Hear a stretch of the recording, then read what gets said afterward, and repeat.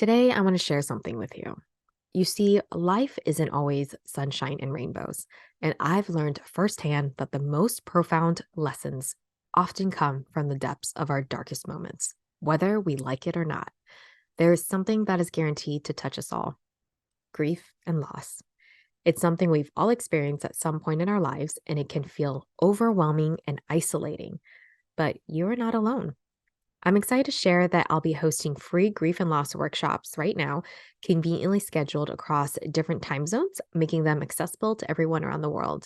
So, whether you're in Australia, Asia, the US, or Europe time zone, there is a workshop for you. But that's not all. I am also working on something special: my grief relief program. This live program will be a deep dive into processing and healing various types of loss, whether it's the death of a loved one, job loss, loss of identity, or what you thought life was going to look like, growing apart from people, health struggles, and more. So if you're interested in joining me on this healing journey, be sure to sign up for my newsletter in the show notes below. That way, you'll be the first to know when the workshops and grief relief program launches.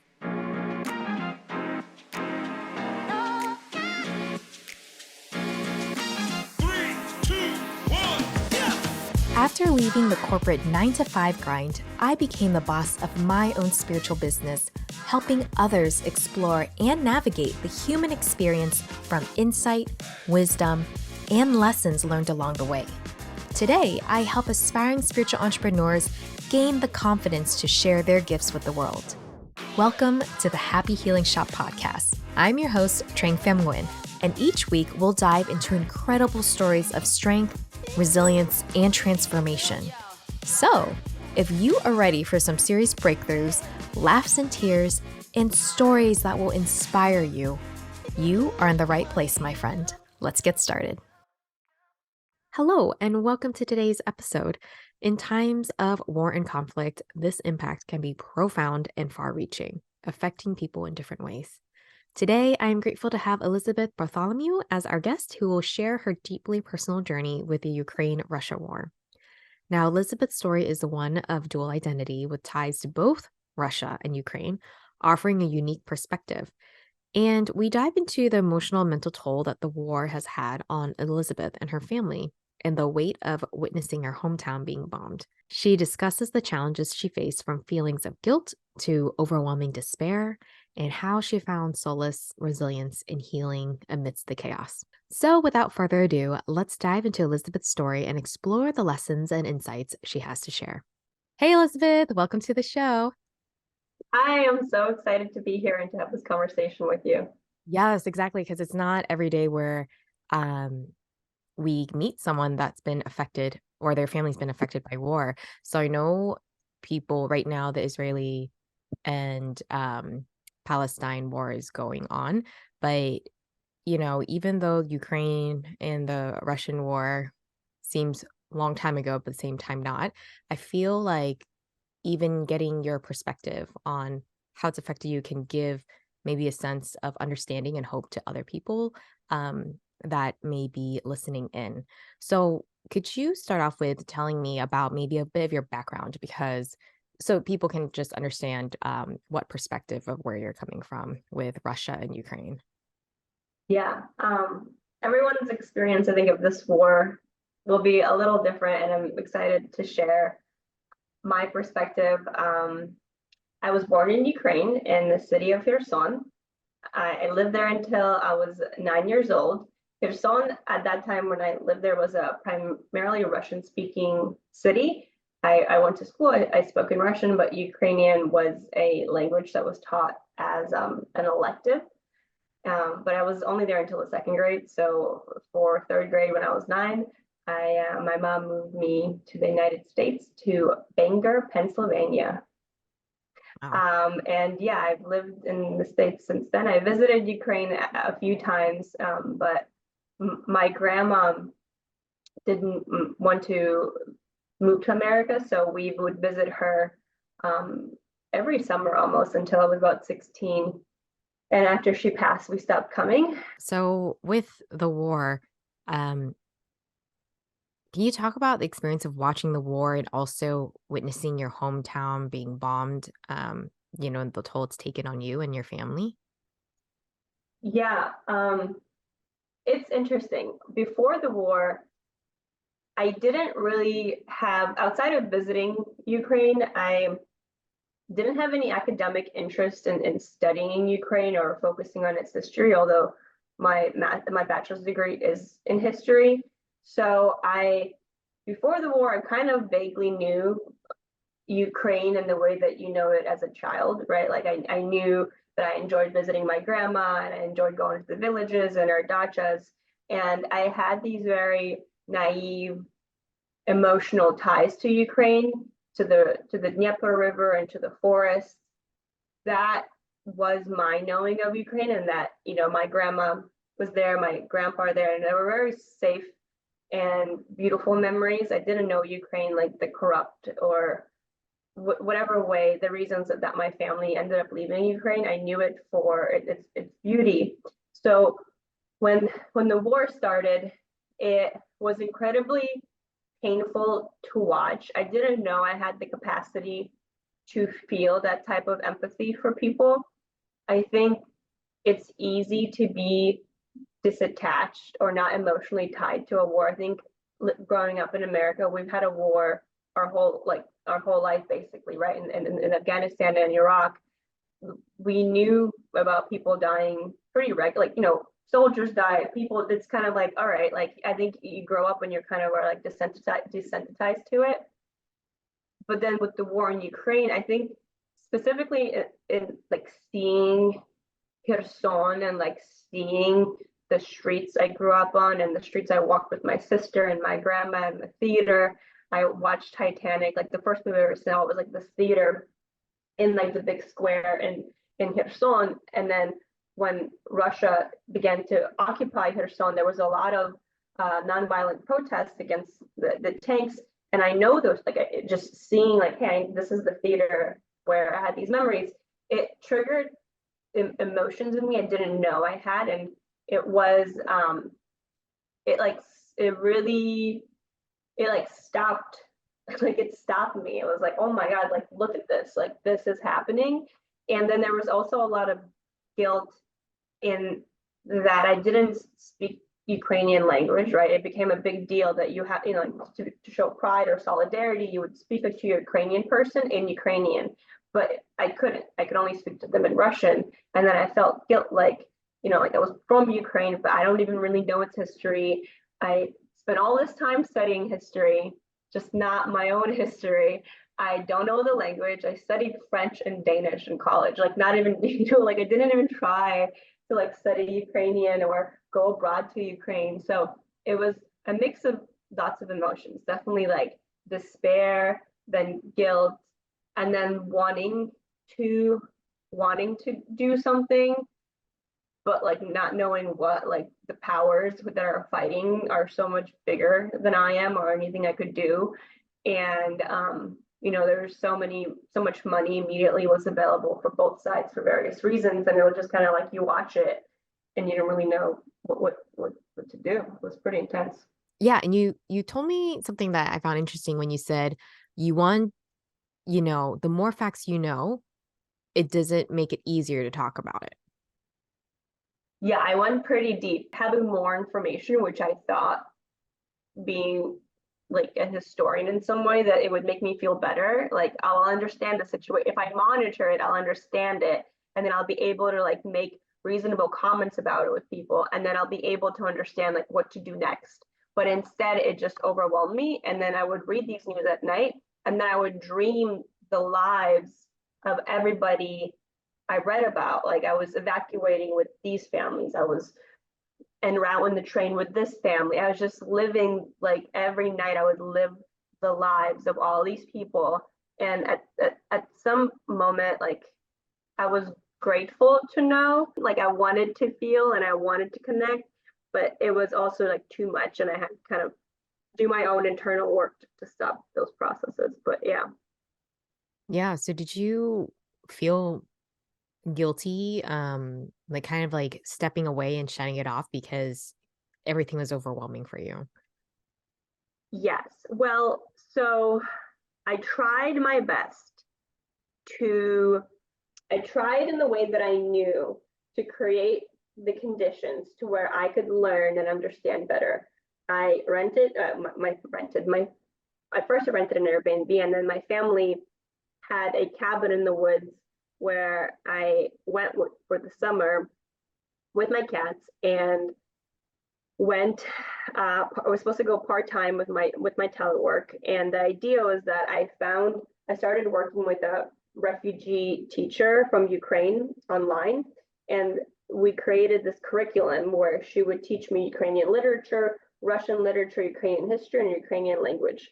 So 4 times a week we were supposed to meet for about an hour, and there was all these readings, and we created basically a curriculum of how I could feel better in my head of trying to understand what is happening. What would happen is that after work, I would just want to turn off all access to computers and just off and be in the woods and go to a river and go swim and just not be like learning. I had it so much like it was so emotionally intense at work, and I had to process so much information because it was kind of like a high profile situation where I was briefing and presenting and making decisions and telling people what to do, and it was like really like a lot of communication. So when I would be done with work, I'd be like, all right, I can't take in any more information. I didn't have the energy to study or prep for my classes. I would just want to go for a walk in the woods, go swim.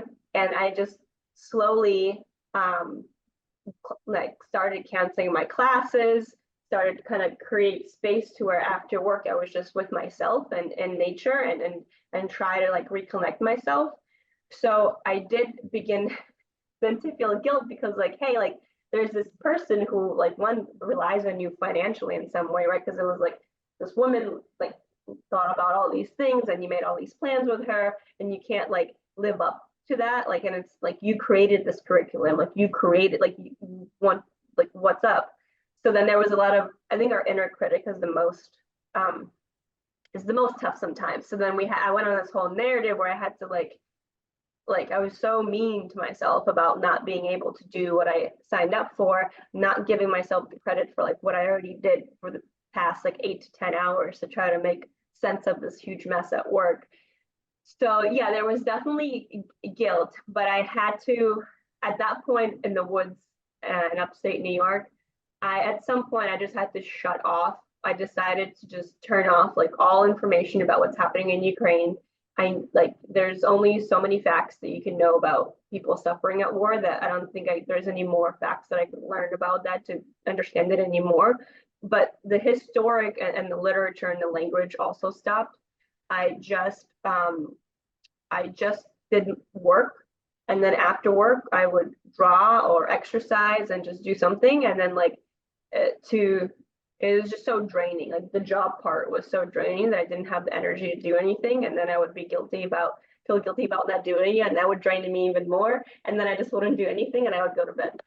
You know what it reminds me of? It reminds me of pretty much like grieving something that's ongoing, but at the same time, your work is not as flexible or understanding about the situation, and they pile on more work for you, but also give you more opportunities. And then at the same time, you're trying to, on the side, learn language and everything. There's so much piling on your plate that after a while, it's too much because it seems like everything is taking from you, like a mental load from you. Even though they would have all these like corporate things about like, oh, support for Ukraine, like let's have listening sessions and blah blah blah. But at the end of the day, and people would like, there were folks who like acknowledged that this was happening and they would apologize, but like nothing really would change because like it was effective at my work and they wanted me to keep doing it. So it was like, hey, sorry, this is happening, but like Right. keep going. Yeah, I remember a colleague when I worked at Disney saying like, "Oh, it's the golden handcuffs, like the benefits or those They things." were the goal, yeah. Yeah, so like be careful of the golden handcuffs because that's what makes you stay in an unhealthy workplace because you start reasoning in yourself being like, "Oh, it's not really great. I don't get the support, but I get all these perks." Or, so when you were talking about that, that's exactly what it reminded me of. And were you, at the workplace or even your friends group and family group, were you mentally fatigued or when people kept asking about the war, or maybe were you scared to even voice your opinion? At that point, I actually really liked people asking me because when the war first started, I also had these grand vision that I myself wanted to make a podcast and with a video concept of talking about the war. So I appreciated folks asking, and I think because most of my friends and most of my network are from work, people kind of fine tune the political correct way of asking without asking too much and allowing the conversation to end when I wanted it to end. So I think in the environment that I was in, the way people asked felt felt okay, and they didn't push or they just wanted to understand, and they gave me lots of support when I was like, oh, I actually want to start like a podcast about this. They were really encouraging. But then what would happen then is the internal dialogue afterwards with myself, because I wasn't doing anything about the podcast and I really wanted to, but I didn't have the energy. And I just told somebody about it, but I didn't do anything about it the next day. So what was worse is really what I did to myself after those conversations. Yeah. Oh, wow. Yeah. Okay. So, when you went to, New York to be with family and be in a cabin away, it sounds like you needed to have space away from everything in order Yes. to, and during this time, what was it like for you? Like, did you gain clarity? Like, what epiphanies, when they say like be in silence or be away from everything, what epiphanies came to you? Well, it's interesting because I was away, but because of telework, like I was in an off the grid cabin with solar panels and a battery, but it was totally off the grid. Like I had to go to my family's. Okay, let me just set you the scene. So it's in my friend's family's property. You have to go like through the woods, but they have a house here with running water and a shower. But you walk like 2 minutes through the woods, and then there's this cabin, a log cabin that they made out of the woods from around them. So if I ever needed to like go take a shower or get water, I just would just go there, and I would bring filtered water in like this huge container I had. So I still could telework. And the idea was that I was supposed to only telework 4 hours a day, which would have been fine if I just did emails, like administrative support. But what ended up happening is I was still working 8 hours a day, leading this huge conference through planning.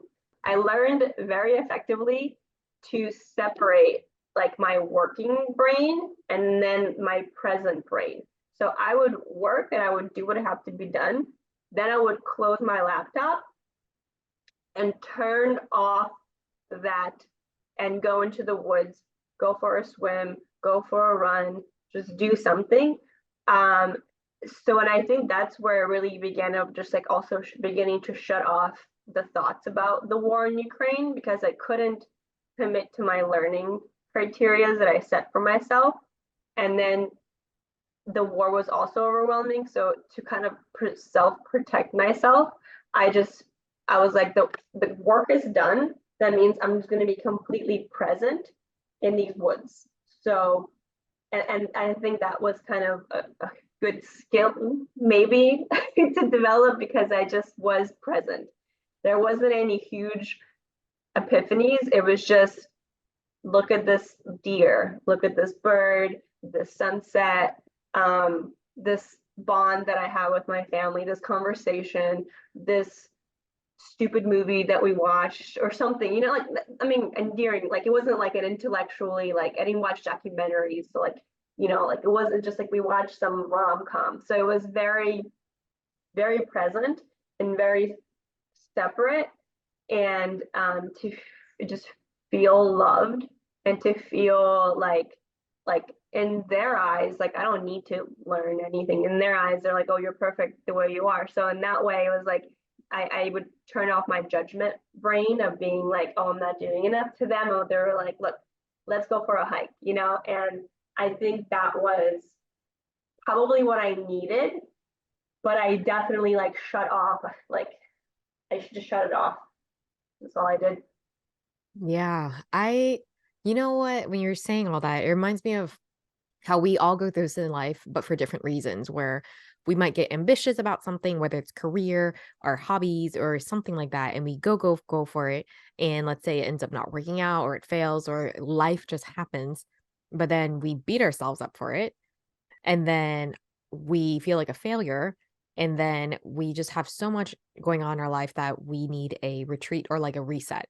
where you're just like, I completely need reset because I need a blank slate. And through that, I guess if it sounds like a retreat for you, sort of, although you're working part-time, you were able to get some sense of clarity and also be forced, especially the way the cabins were set up was like brilliant, be forced Mhm. to be in the present. Like we always talk about being in the present, stuff like that, but it's really hard to. And sometimes you need like that physical distance away from everything to, and that's why I like traveling because I am physically away from everything else. And it gives, I feel like, clarity or insight or those epiphanies that come through. Yeah, I think traveling, I think anybody who's dealing with anything that is like unsettling, go for a trip, even for a weekend. I think it's like the forcing function of having to break yourself out of your routine and then having to create a new routine and like it being intentional than you typically are because everything is new about, what am I going to eat? Where am I going to put this? Even like getting ready in a place that isn't your typical emotionally charged place, and just doing something, just waking up in a different environment, having to do slightly different steps. It like the novelty of it all. I think for a number of ways, it creates a space to, I think, to process and to redefine a little bit and to separate, and give, like you were saying, like some space from whatever you're going through. And it like creates, I think, some sort of like new neural pathway that gives you a chance to heal. Because I think when we're in our own space, sometimes if something traumatic happened to you in that house, or people who you don't feel good were there, or whatever, or you learned news, so just the energy about processing in the same place, um, it can be more challenging than if you were just to go even for a weekend or some amount of time where you can just try to like generate emotions outside of the place that already has emotions. So Exactly. yeah. Kind of like healing in a fresh space. Yeah, yeah. Speaking of healing, what so it sounds like this cabin, I'll call it your cabin retreat.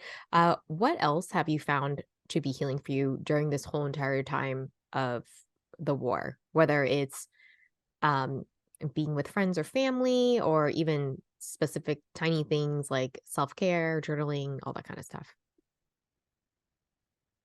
I think a few things. I went into, it's interesting. The war began in a period in my personal life where it happened basically right as COVID was letting down. So I was already in like a very isolated time where because of COVID and just how life worked out, where I was just by myself in my house with my wonderful three cats.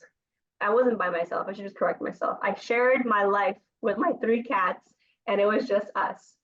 And it, I learned things about myself, and I thought I kind of addressed the traumas. It was like COVID was a really great experience for me, triggered by some betrayal by folks that kind of forced me to address things about myself that I haven't, because I was in relationships or I was traveling, I was in college, whatever the reason is, because it was so easy, I think, in your 20s to kind of keep going and like, but like not really like looking inside and being like, hey, like what's going on? Why am I reacting like this? So with COVID, we kind of shut down. Nobody could really go anywhere. So I was developing the skills of just like coping with myself and learning myself and understanding myself and learning to really love myself. And when I thought I was just like healed, I guess healing will always be a journey, but the moment where I thought I was like, okay, I think I got it, like the war started. And I was like, whoa, hello. I thought we were all processed. So continuing actually to be by myself and not in a relationship was really great because I mean, it was hard, and I wished I was in a relationship at that point. And I was like, oh, I wish somebody could like help me and feed me. That would have been really great. But actually knowing that I could and I did kind of process this and take responsibility for my own emotions and for my own interactions and my reactions, that was really empowering in retrospect. At the time, it was challenging So that kind of isolation deepened the processing.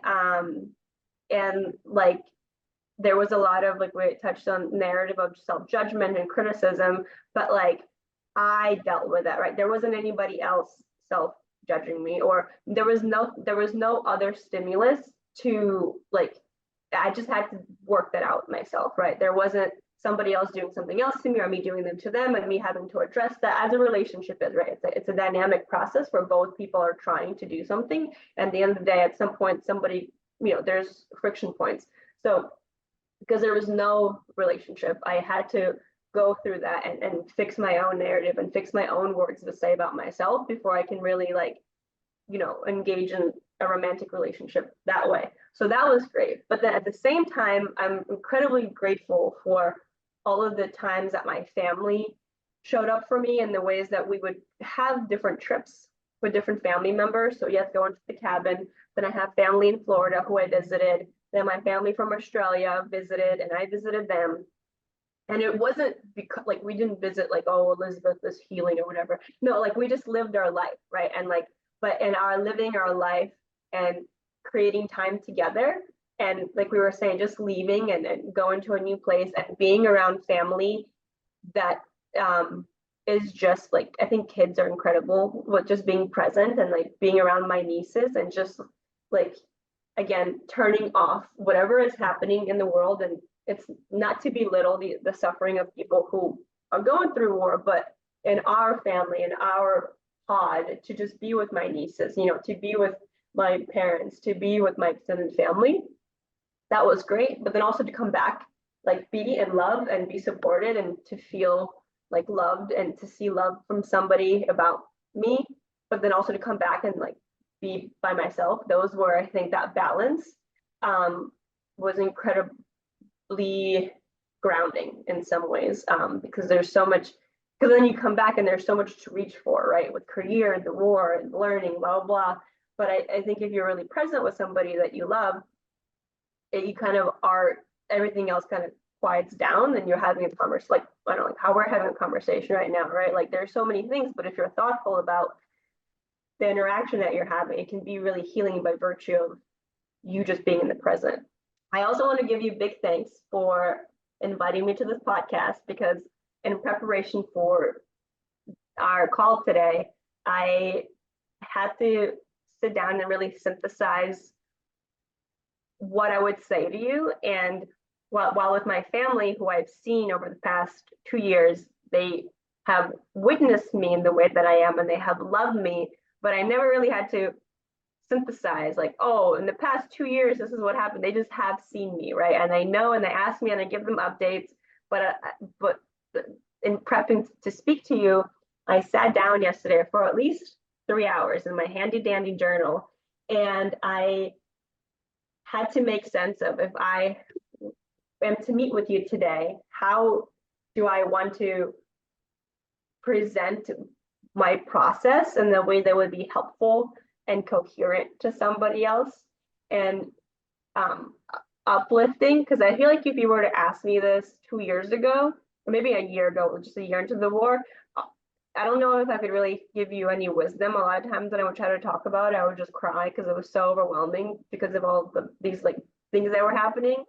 But now, just thank you for kind of motivating me to synthesize this and break this into bite-sized pieces, which I hope would be helpful for other folks who are dealing with, living in America, or like living in like a safe place while your homeland is in a war. I think there's a lot of emotions of guilt and despair and kind of like, I'm safe, but my home country is being destroyed. There's a lot of really intense dynamics that I hope folks listening to this will be helpful in kind of navigating that emotional roller coaster that it is. The big turning point, I think, for me in this whole journey of the past 2 years, for sure, has been leaving the team that I was working in. And like, I just wanted to clarify that the toxicity was a number of things and not necessarily the place I worked with. I think it was just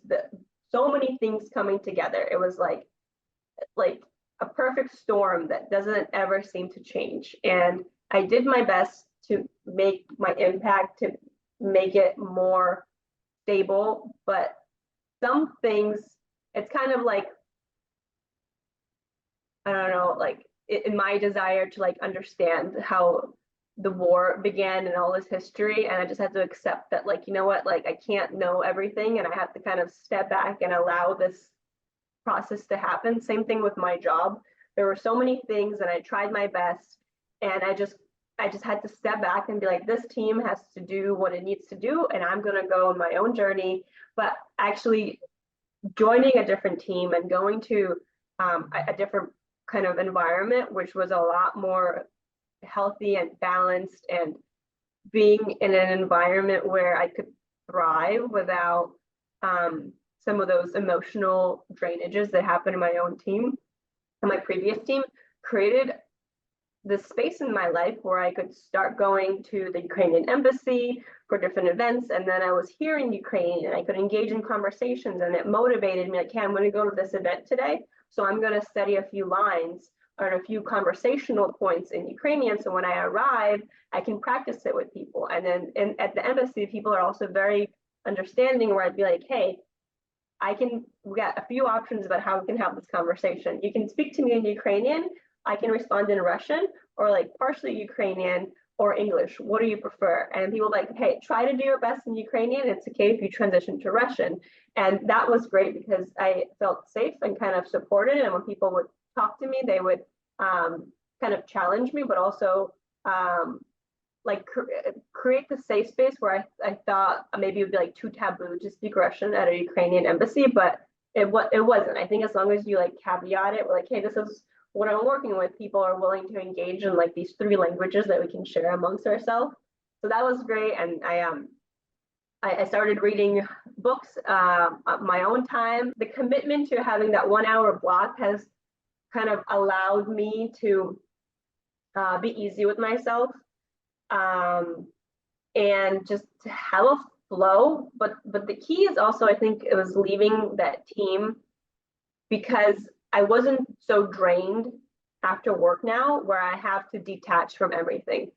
When I finish work, I feel fine, like, which is crazy. But like before, I would finish work and I would have to like go and like lay down on the couch or like go and sit on my porch and like look out the window. Like I just have to just like be like, wow, and just process like all of the interactions.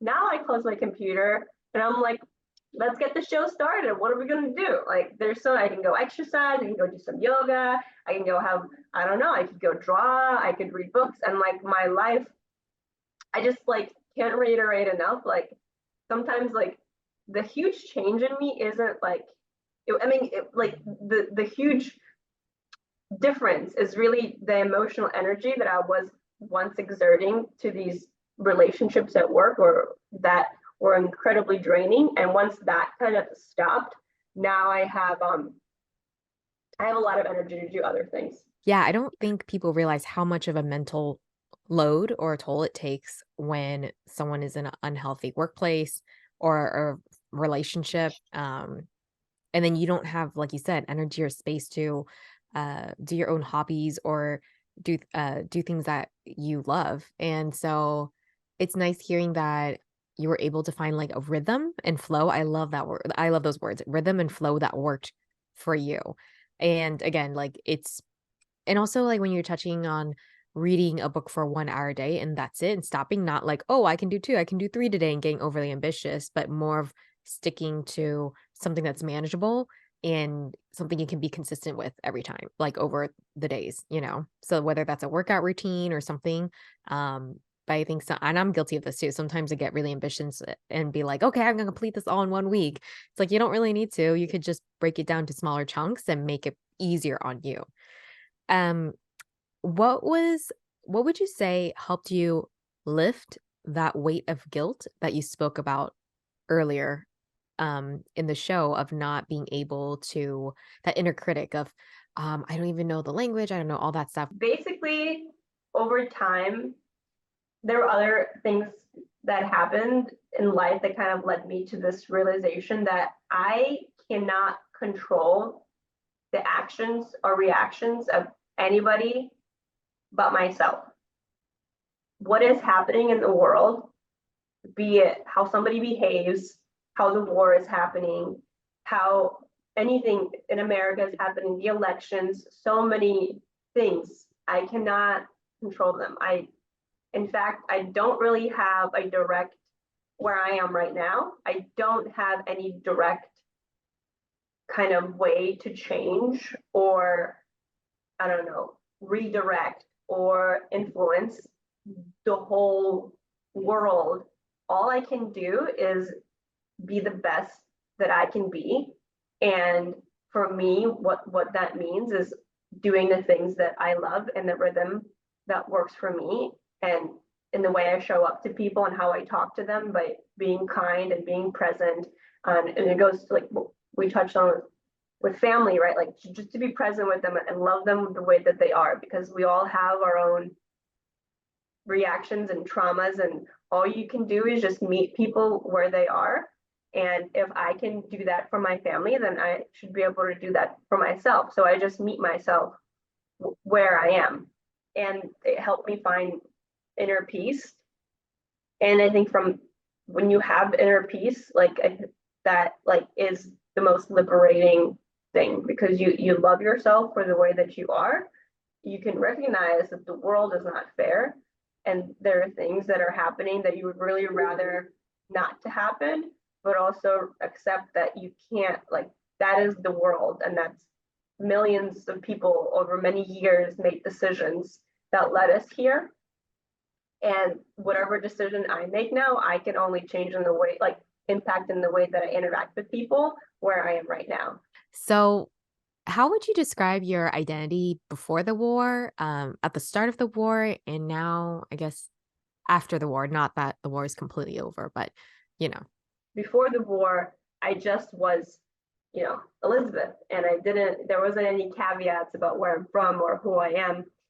Once the war started, it reawakened this, I am American, and I'm Ukrainian, and I'm Russian. There are these three things in me. Like ethnically, my family's from Russia, but I was only born in Ukraine. I've never been to Russia, but also I've grown up in America, and America has given me everything. So now that the war has started, and since the war, I've kind of learned to integrate these three parts of myself, which I'm grateful for, and they make me who I am. And it's that history, like my grandma living in Siberia and being like the first woman to go to college in her village, like her strength, like is in me, right? She taught me the value of education. And living with her in Ukraine was like my first kind of steps of learning how to study, learning how to be dedicated. So all of those things and those chapters, they are me, and the war woke me up to kind of love them, and to kind of, not that I was ever ashamed to be an immigrant, but like I think I tried so hard as a kid to blend in and to be American that I kind of closed that off, and I didn't bring attention to it. But now I'm proud to both be an American, and I'm proud to be Russian and Ukrainian. And I think sometimes, like now, it's like there's a little bit of like Russian shaming in Ukrainian communities right now, and understandably so. But like they're invading our country, but I am still, I think, like it's a culture and a people, like that is still a part of me that I'm embracing. And I think there was definitely a little bit of a moment when the war first started where I kind of hated the Russian part of myself because of what's happening. But it was like a learning to love and accept, and to be like, these are the three things that I am. And that is, they're a little contradicting in the way that the histories right now are clashing. But I love my past, and I'm proud of it nonetheless.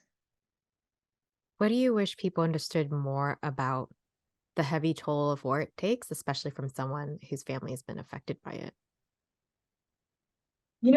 I think war impacts everybody so differently. And it's like, it's not even like what I would want other people to know about other people going through war, but like if you're going through an experience of war, I hope you slow down and you feel, or I wish that you would slow down, or I don't know what the correct word is, but like I invite you to slow down and to just feel whatever those feelings are, because I think if we repress them, they kind of will come out in different ways. So just to slow down and just feel whatever it is you're feeling, but also be nice to yourself and gentle with yourself as you learn to figure out what you can do about that. And sometimes you can't do anything at all, and that's okay. Like in terms of like maybe all you can do is just to go to work and then come home and make dinner and go to sleep, and that's fine, right? Just but like feel them, and then don't I don't know, don't don't judge yourself for where you are. Just kind of be gentle with yourself as you would be with your friend who was going through something, I don't know, or your niece or somebody. Like give yourself the love that you would give to somebody else that you know that you love. Wow, that was great. Thank you for the nurturing wisdom that came from that, Elizabeth. And thanks for being on the show and sharing your perspective and your experience on everything that you go through and that you went through. And I know that it's going to help people listening in on whatever like wars or internal wars that's going on within themselves too. So thank you. Thank you for inviting me and creating the space for me to process all these things. So I appreciate you. In my personal reflection today, in these past months, I've been pondering a deep thought that came to me one evening regarding events like war in general. We as a society talk about how great humans innovate and have the power to build new things. But would we have to rebuild if we did destroy so much in the first place? And it's a thought that's been weighing heavily in my mind as I think about the devastating impacts of our actions on innocent lives, animals, our environment, and the rest of the world. And we leave behind this trail of destruction that lingers long after the initial damage is done. And it's not just physical structures that need to be rebuilt, it's the hearts, the minds, the communities of those affected by it as well. And the damage extends far beyond what we can see with our very own eyes. It's in the water we drink, the air we breathe, and the collective consciousness of humanity. So I always think about how do we build a more sustainable future for all of us? Thank you so much for listening to today's episode. As you heard with Elizabeth, finding support is important when life's challenges hit you. If you're looking for a beautiful and kind spiritual community to be a part of to lift you up, we have the Facebook group Happy Healers and also the Happy Healing Club, my membership group that includes access to guided meditations, healing events, happy hours, and more. I'll include the links in the show notes down below. And if you enjoyed this episode, hit that like button, hit that follow button right now so you don't miss out on any episodes coming up. And it will really help me reach more of our vibrant community. I'd also be super grateful if you've left me a review over on Apple and Spotify too, as those reviews help other people find my podcast. And remember, the fun does not stop here. The magic continues over at thehappyhealingshop.com, where we keep conversations going, and you'll find tons of resources to help and support you on your spiritual journey, including blog posts, guides, online courses, video series, and more. Until we meet again, my friend, always remember to shine your light brightly and to share your story, because you'll never know who it can help, give hope to, or inspire to create a change in their own world. Thanks so much for being here, and I'll see you next week.